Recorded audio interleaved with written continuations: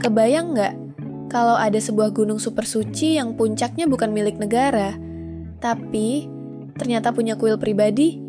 Atau gimana ceritanya semangkuk mie hangat bisa jadi penghangat jiwa bagi satu negara?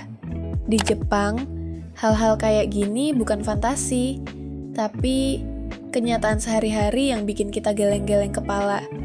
Negara matahari terbit ini emang nggak pernah kehabisan cara buat bikin dunia terpana. Dari sunyinya puncak gunung sakral sampai hangatnya ramen di kota yang nggak pernah tidur, Jepang itu gudangnya rahasia alam dan kuliner yang luar biasa. Setiap sudutnya itu perpaduan pas antara tradisi ribuan tahun sama inovasi yang mengubah dunia. Keindahan alamnya bukan cuma pemandangan, tapi filosofi hidup. Makanannya bukan sekadar pengisi perut, tapi karya seni yang penuh makna. Nah, di video ini kita bakal kupas tuntas 5 fakta luar biasa tentang alam dan makanan Jepang yang mungkin bakal mengubah cara pandangmu soal negara ini. Kami akan ajak kamu jalan-jalan buat ngerti kenapa tradisi dan alamnya selalu sukses bikin dunia kagum. Jadi, tonton sampai habis ya. Dan sebelum kita mulai, jangan lupa klik tombol subscribe dan nyalain loncengnya biar kamu nggak ketinggalan konten seru lainnya dari kami. Fakta pertama langsung membawa kita ke ikon Jepang yang paling megah, Gunung Fuji. Dengan tinggi 3.776 meter, Fuji bukan cuma gunung berapi, aktif tertinggi di Jepang, tapi juga simbol spiritual dan budaya yang sakral banget.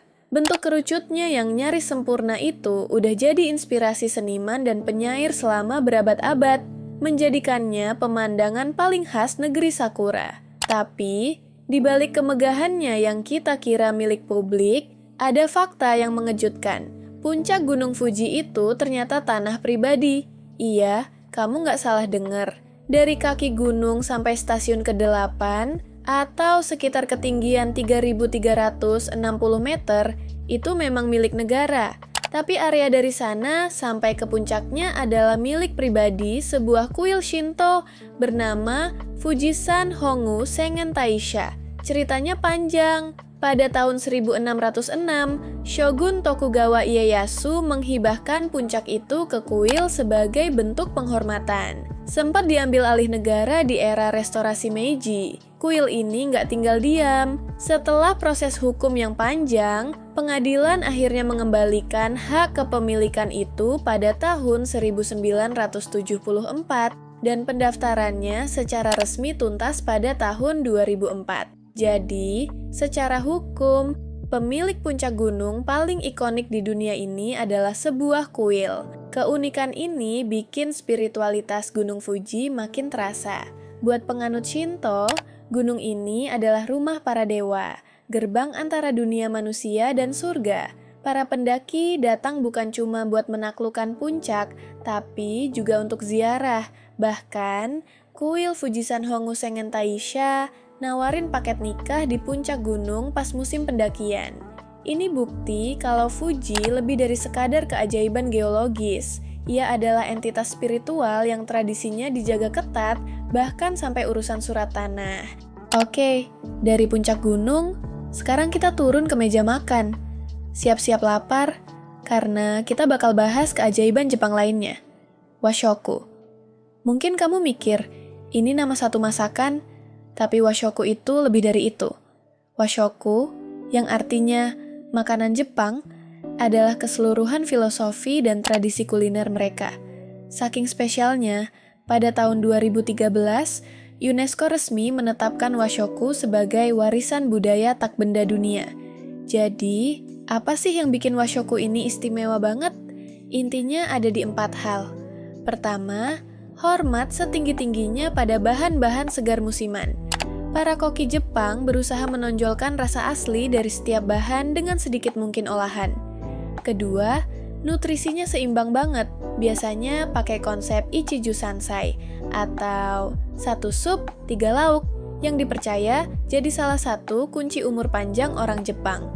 Ketiga, penyajiannya harus indah, mencerminkan keindahan alam dan musim yang berganti. Keempat, hubungannya yang erat dengan perayaan, seperti Tahun Baru. Tapi, keajaiban kuliner Jepang nggak berhenti di tradisi. Coba bayangin hidup tanpa mie instan. Mustahil kan? Kita harus berterima kasih pada Momofuku Ando yang pada tahun 1958 menciptakan chicken ramen, mie instan pertama di dunia buat mengatasi krisis pangan pasca perang. Terus ada kaiten sushi atau sushi putar, ide jenius dari Yoshiaki Shiraishi di tahun 1958 yang terinspirasi dari konveyor pabrik bir. Inovasi ini bikin sushi jadi merakyat dan terjangkau. Jangan lupa juga penemuan umami, si rasa kelima yang gurih yang diidentifikasi dari rumput laut kombu oleh Profesor Kikunae Ikeda pada tahun 1908. Washoku membuktikan kalau makanan itu bukan cuma buat bertahan hidup, tapi sebuah perayaan alam, seni, dan kecerdasan manusia. Tiap musim semi, Jepang itu kayak berubah jadi negeri dongeng yang dilukis dengan warna pink dan putih. Inilah musim sakura, sebuah fenomena alam yang saking indahnya bisa menghipnotis seluruh dunia. Mekarnya bunga sakura ini jadi fenomena budaya yang disebut hanami, atau melihat bunga. Selama periode mekar yang super singkat, biasanya cuma 1-2 minggu, jutaan orang Jepang bakal piknik di taman-taman, di pinggir sungai, di bawah pohon sakura. Taman-taman terkenal kayak Taman Ueno di Tokyo bakal penuh lautan manusia yang gelar tikar, makan-makan, dan nikmatin keindahan yang rapuh di atas mereka.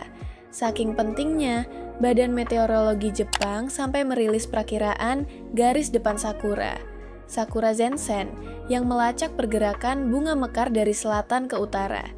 Tapi di balik piknik seru ini, ada filosofi yang dalam banget, namanya Mono no Aware. Konsep ini artinya kepekaan terhadap kefanaan, kesadaran kalau semua hal itu sifatnya sementara, dan disitulah letak keindahannya. Bunga sakura yang mekar dengan gemilang tapi cepat gugur adalah simbol sempurna dari kehidupan itu sendiri. Indah, berharga, tapi fana. Bukannya sedih, budaya Jepang justru merayakannya sebagai pengingat untuk menghargai setiap momen. Pesona sakura ini begitu kuat sampai jadi fenomena global. Jutaan turis rela merencanakan perjalanan jauh-jauh hari cuma buat menyaksikan keajaiban singkat ini. Gimana? Dari puncak Fuji yang ternyata milik pribadi, kuliner washoku yang mendunia, sampai perayaan sakura yang puitis, semuanya nunjukin hubungan yang luar biasa antara manusia, alam, dan tradisi. Setiap fakta ini nunjukin gimana Jepang berhasil mengubah tantangan jadi berkah, merayakan keindahan yang sesaat, dan menjaga warisan mereka dengan penuh hormat. Inilah yang bikin dunia nggak pernah berhenti kagum. Nah, sekarang giliran kamu. Mana yang paling bikin kamu kaget dan pengen langsung kamu alamin sendiri? Jangan lupa kasih like kalau kamu suka video ini, share ke teman-temanmu, dan sampai jumpa di petualangan berikutnya.